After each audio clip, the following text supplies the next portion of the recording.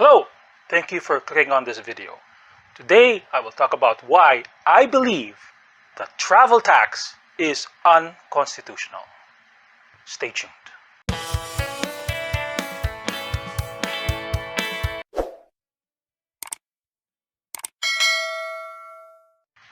Welcome back.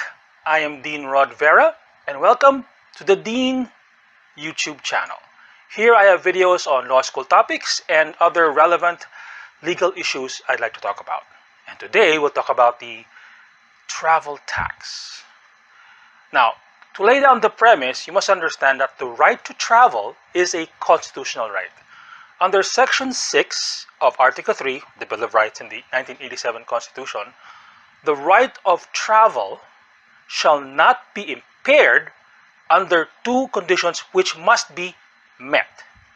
The first is that any impairment on travel must be based on national security, public safety, and public health. The second requirement is that there must be a law specifically saying that the right of travel will be curtailed, stopped, prevented based on national security, public safety, and public health.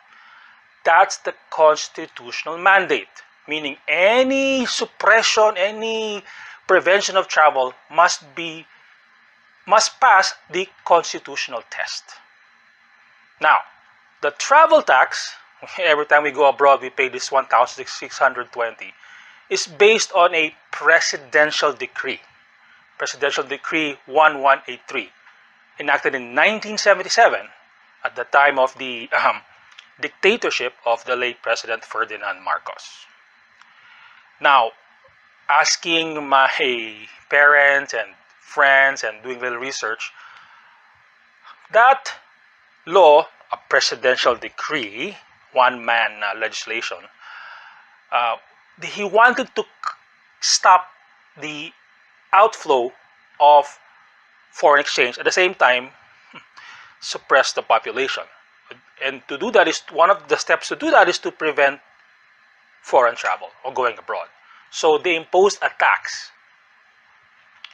Now think about it for a second, maybe even 10 seconds. A constitutional right is taxed. You have to pay to exercise the right of travel. Now think about it for a second again. Under the Bill of Rights, we have the due process law, we have the right of privacy, we have what they call the Miranda rights, where you have the right to remain silent and when you get arrested. Imagine if there's a law taxing those rights. Oh, you want due process? Pay for it. You want the right to privacy? Pay for it. You want to be protected against the unwarranted confessions and illegal arrests? You got a tax for that. See the danger of having that? It's actually called travel tax. Do you think a due process tax will survive? Or let's say the freedom of expression tax or freedom of the press tax. That will not fly today. And why should that imposition, impairment of travel still exist today? Under Presidential Decree 1183, it actually says to provide funding for government programs. There is an imposition of travel tax. There, the policy alone is already violating the Constitution. Also, the travel tax imposition on people traveling violates the Equal Protection Clause. Why? It is only imposed on Filipinos. Foreigners who come here and depart the country don't have to pay travel tax, yet they pay the airport fee or the terminal fee, which is included in the ticket. Every time a foreigner comes here, whether it be 5 days or 5 minutes, if he makes money here, he pays income tax on that. If not income tax, VAT, whatever they buy. If not that, they pay dock stamp tax or any excise tax based on the transaction that they come here for. Yet, they are not being told or not being required to pay the travel tax. Only Filipinos. I think that's unfair, that is discriminatory, and unconstitutional. To summarize, the Constitution says that the right of travel shall not be impaired unless it's in the interest of national security, public safety, and public health. And there must be a law supporting or stating those reasons for an impairment of travel. Presidential Decree 1183, the travel tax law, actually says to pay for government programs. So it is a tax for government operations.